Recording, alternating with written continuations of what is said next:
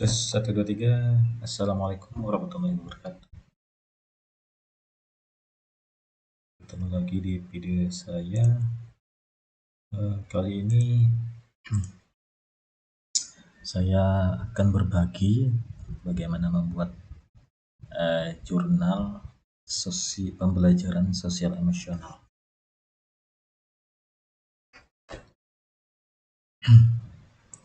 Nah, ini Bapak dan Ibu, untuk mengunggah jurnal ini perhatikan ketentuannya. Karena apa? Kalau tidak sesuai ketentuan atau tidak sesuai panduan, maka jurnal Bapak Ibu akan mengalami perbaikan. Nah, di sini kita menuliskan hasil refleksi pengalaman yang paling bermakna. Nah, versi Anda untuk diunggah di jurnal pembelajaran. Jadi Bapak dan Ibu nanti isi jurnalnya itu adalah pengalaman bermakna atau refleksi pengalaman bermakna. Artinya pengalaman yang sudah terjadi di sekolah. Nah, lalu menyertakan hasil umpan balik. Nah, bisa itu peserta didik atau guru dan kepala sekolah atau yang lainnya yang terlibat dalam pengalaman belajar itu. Nah, nanti juga Bapak Ibu lampirkan dokumentasi, foto jika ada ya. Ini tulisannya jika ada. Nah, semua dokumen digabung dalam satu file format PDF. Nah, hasil refleksi pengalaman yang bermakna versi Anda berarti artinya adalah yang pertama selaras dengan minat Anda, yang kedua memberikan momen aha yang besar. Nah, saya mau jelaskan apa itu momen aha. Momen aha di dalam pembelajaran sosial emosional merujuk pada momen ketika seseorang mengalami pemahaman mendalam atau penemuan yang signifikan dalam konteks pengembangan keterampilan sosial dan emosional. Ini adalah saat di mana individu mengerti sesuatu dengan lebih baik. Nah, seringkali mengarah pada perubahan perilaku atau sikap positif. Nah, misalnya di sekolah Bapak dan Ibu, ada salah satu siswa yang ketika di kelas itu dia susah mengikuti pembelajaran di kelas. Bisa jadi dia malas atau apa dan sebagainya. Nah, di situ Bapak dan Ibu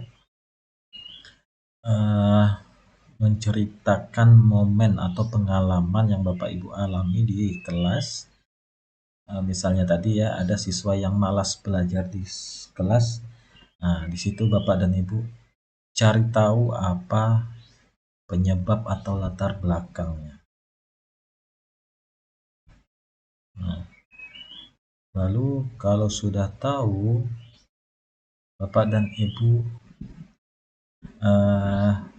dapat memberikan momen aha tadi, yaitu support atau dukungan kepada siswa tersebut supaya menimbulkan perubahan perilaku ke arah yang lebih baik.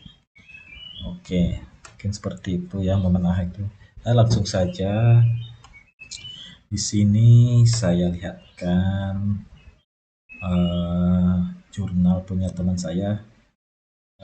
Ini sudah divalidasi, sudah hijau ya. Saya sudah izin dengan teman saya untuk menguploadnya di YouTube saya. Oke, nah di sini Bapak Ibu, saya akan bacakan ya. Refleksi momen aha untuk peserta didik yang malas belajar di sekolah, ini judulnya. Nah, di sini Bapak Ibu kita menceritakan pengalaman bermakna kita. Nah, kalau di sini selama saya mengajar di sekolah, nah kurang lebih 18 tahun 6 bulan, saya menjumpai seorang siswa yang selalu malas untuk belajar, bahkan tidak pernah mengerjakan tugas PR. Nah, nama siswa itu adalah Boma. Setiap kali diberikan tugas, dia selalu asal-asalan dalam mengerjakannya. Ketika ditanya, "Dari mana kamu dapat jawaban tugas tersebut?" Dia hanya menjawab sembarangan. Yang penting sudah menjawab soal dan sudah dikumpulkan.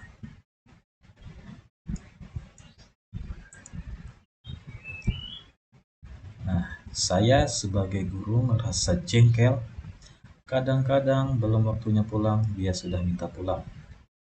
Bahkan pernah suatu ketika saya melemparkan pertanyaan kepada peserta didik, siapa yang ingin pulang dan siapa yang ingin belajar. Bapak sebagai guru tidak akan marah kepada kalian. Urusan dengan kepala sekolah itu urusan Bapak. Tetapi kalau memang mau pulang, langsung pulang ke rumah. Jangan mampir kemana-mana. Itu kata saya. Kemudian siswa tersebut berani pulang. Nah, karena merasa sudah saya izinkan. Kejadian ini berlangsung selama 3 hari. Nah, setelah hari keempat, saya kembali menawarkan kepada semua peserta didik dengan pertanyaan yang sama. Anehnya, siswa itu tidak mau lagi untuk pulang. Saya bertanya kenapa kali ini dia tidak mau pulang. Apa alasannya? Dia hanya tersenyum tipis. Lalu kemudian saya memberikan pengarahan kepada semua siswa atau peserta didik di kelas. Kita harus bersyukur saat ini sekolah itu gratis.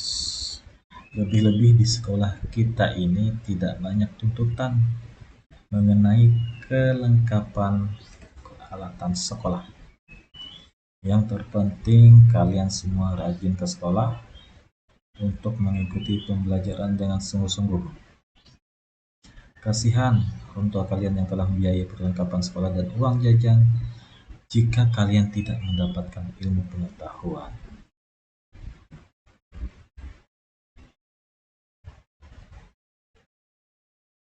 Hari berganti hari, permasalahan siswa yang tidak mengerjakan tugas tersebut masih berlanjut.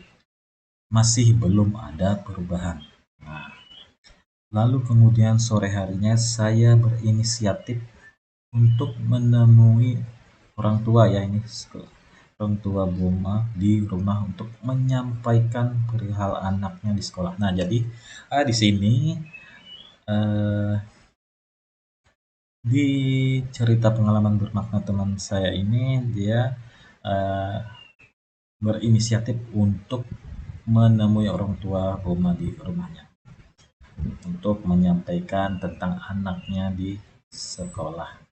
Oke, setelah berbincang-bincang dengan orang tuanya, saya baru tahu bahwa ayah anak ini sudah berpisah dengan ibunya. Nah, di sini mulai diketahui kenapa latar belakang anak ini. Ternyata dia ayahnya sudah berpisah dengan ibunya. Saat ini dia hanya tinggal berdua saja dengan ayahnya. Sang ayah bekerja di perkebunan sawit. Jam 6 pagi sudah berangkat kerja dan jam 3 sore baru pulang ke rumah.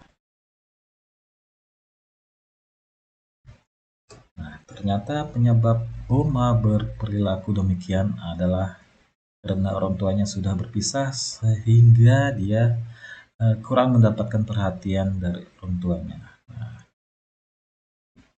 Kemudian saya meminta ayahnya untuk menyempatkan menanyakan kepada anaknya apakah ada tugas dari sekolah, apakah anak tersebut kesulitan dalam mengerjakannya. Keesokan harinya saya berbicara berdua saja dengan Boma bahwa jika kamu ada kesulitan di dalam belajar, Bapak siap untuk membantumu. Lalu saya mendengarkan keluh kesahnya selama ditinggal ibunya. Nah, dia merasa sangat kehilangan, hatinya selalu rindu kepada ibunya.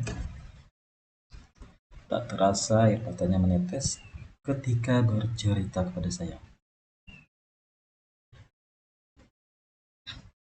Saya memberikan semangat dan motivasi kepadanya bahwa suatu saat dia akan menjadi orang yang hebat, asalkan mau belajar dengan tekun dan sungguh-sungguh.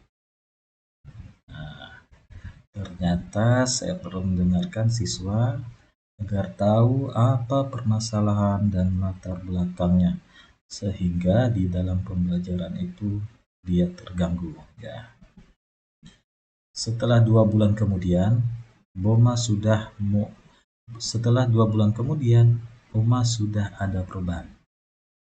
Dia tidak seperti biasa yang ketika disuruh mengerjakan tugas selalu malas dan asal-asalan. Kali ini dia terlihat semangat dan rajin sekali. Nah, mulai saat itu saya selalu menyempatkan waktu di akhir pembelajaran untuk mendengar siswa untuk bercerita tentang apa saja. Disinilah saya menerapkan momen aha agar dapat mengetahui apa saja permasalahan dan kendala yang dialami oleh peserta didik saya.